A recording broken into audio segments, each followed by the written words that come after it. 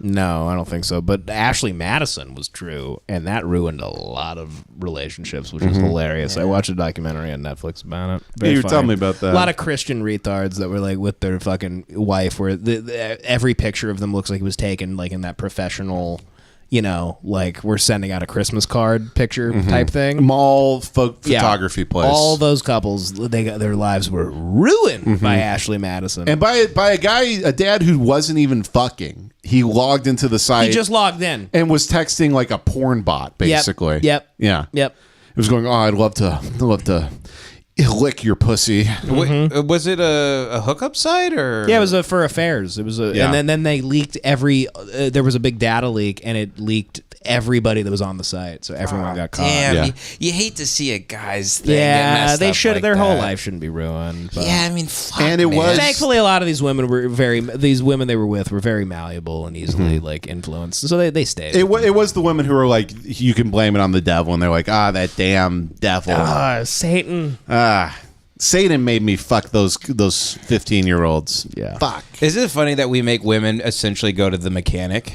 What do you mean? Like, you need a tune-up. Here's $3,000. Go figure something out. And You undo their belly button, a bunch of cum comes out. You fill it up with new cum.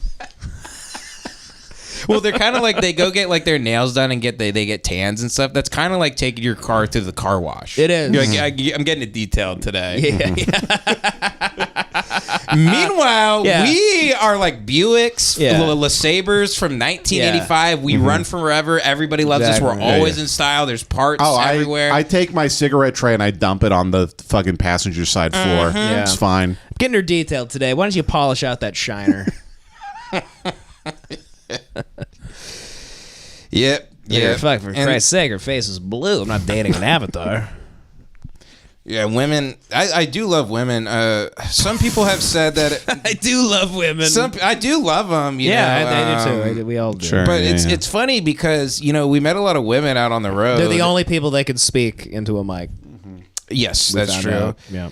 And the women. I mean, they're beautiful. They were lovely. And then I find out that some of the women, they skip past the parts of the show where we're really taking the task on I here. know, that sucks to hear. Did they? Because I thought- they said that. I've seen that. Because I thought they were Did you kind of letting scream it at 'em? sink in a little bit. I'm like, but you should listen to it a little bit, right? Yeah. Like we do go too far for a comedic For thing, sure. but you should still hear it. But I'll never stop learning. And they shouldn't either.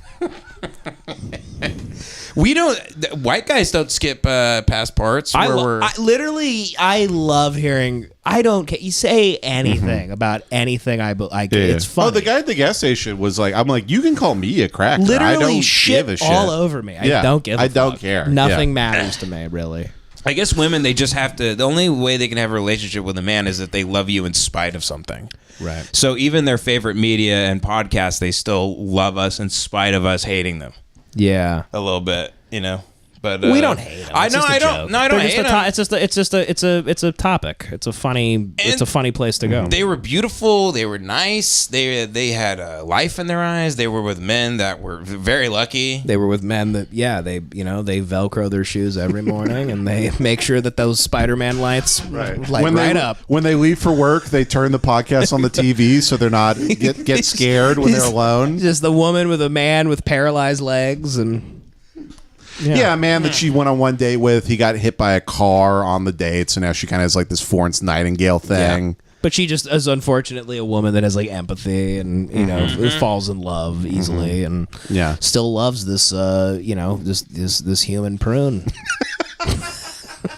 It's a beautiful thing, man. When you see two people like that and they're just madly in love and they both are deeply flawed and you can tell that they're lucky to have each other. It's great. She's a woman with a future ahead of her, but she's in love with a big gulp and goes with him to the Lemon Party show. Woman with a future in front of her, a man that's going to take that away from her. This man is going to drag her down to the pits of hell. The obvious psychological implications of it all. What is that a woman supposedly wants to find a man who's a beast, essentially, and then they want to tame that beast. So the ideal man for a lady is they find someone who's very wild, and they learn to domesticate him and keep him controlled, but they want to know he's still powerful and could erupt in these like flares, basically, you know, like there's certainly women of that ilk for sure,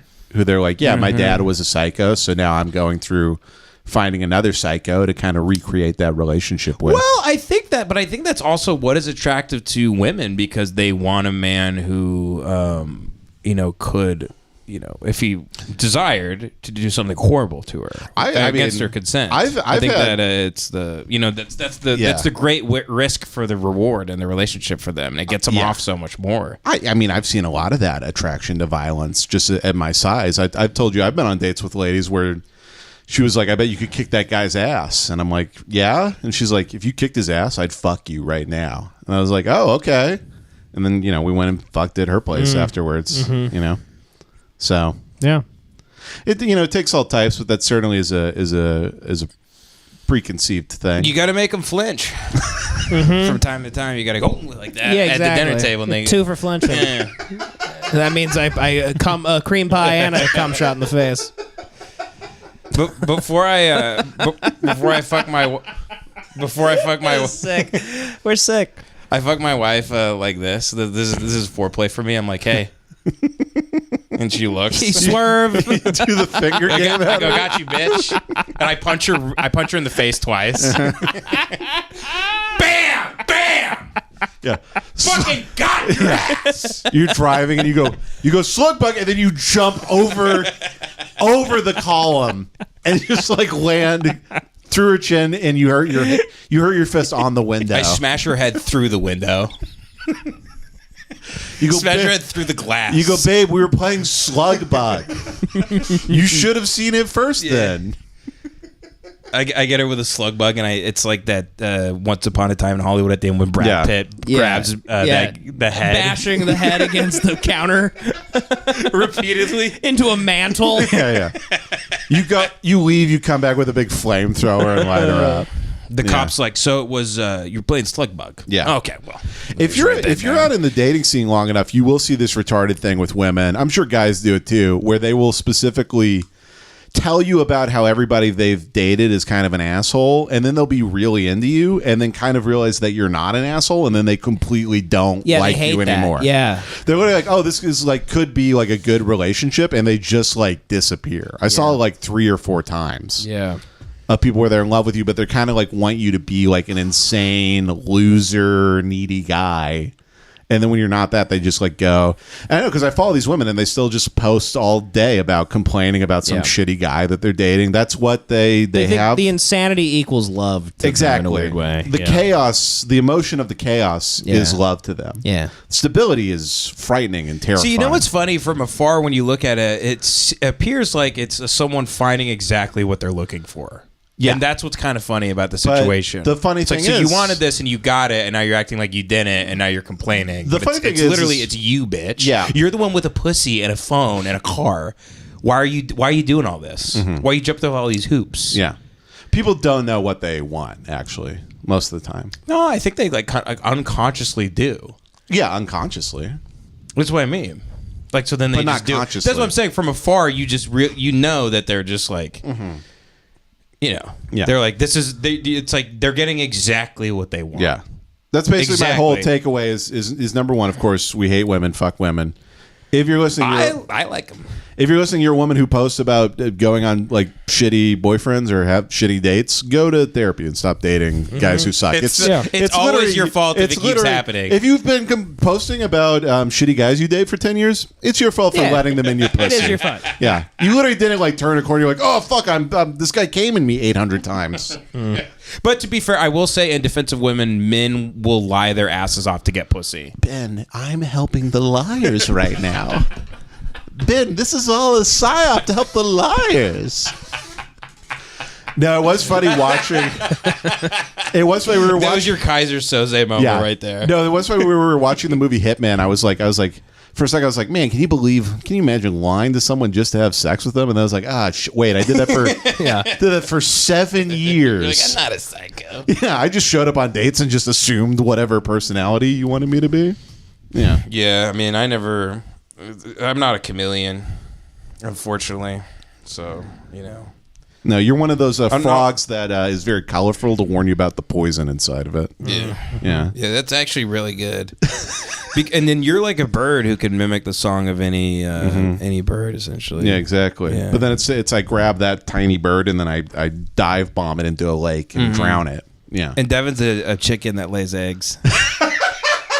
What does that mean? I don't know. It's just like you just sit on the couch and like you're in your roost. You've lived in the same place for 31 years. You're just laying a big egg. Yeah. I think of you as a chicken. And then you cluck at the TV. Yeah, at least I know something about stability, unlike you.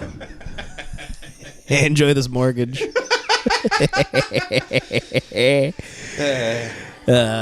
fat.